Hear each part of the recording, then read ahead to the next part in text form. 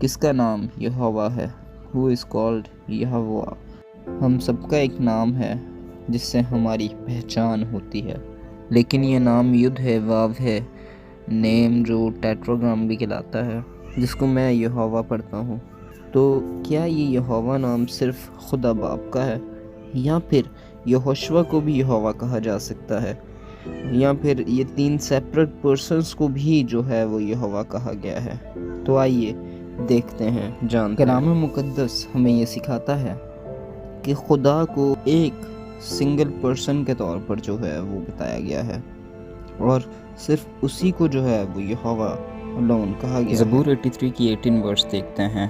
तब ही वो जान लेंगे कि तू ही जिसका नाम यहोवा है, खुदा ताला यानी पूरी दुनिया का मालिक। साया 45:6 देखते हैं।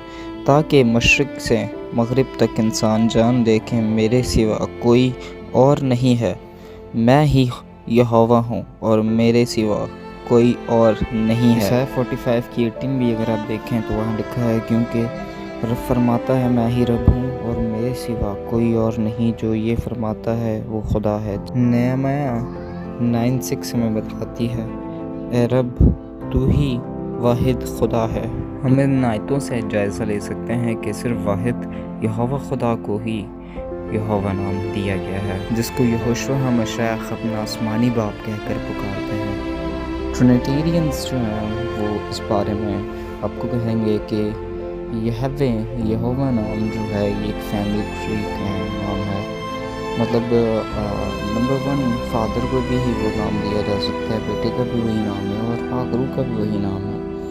तो उनके नज़दीक जो है ये एक फैमिली। लेकिन कलाम मुक़द्दस हज़ारों जगहों पे यहोवा को एक सिंगुलर के अंदर जो है वो बताता है, क्योंकि यहोवा जो है वो वाहिद है और ये ट्रिनिटी को पेश नहीं करता। ईसाया 44:24 देखते हैं तो हमें पता चलता है कि यहोवा खुदा कहता है कि मैं यहोवा हूँ, मैं ही सब कुछ वजूद में लाया, मैंने अकेले ही आसमान को ज़मीन के ऊपर तान लिया और ज़मीन को बिछाया।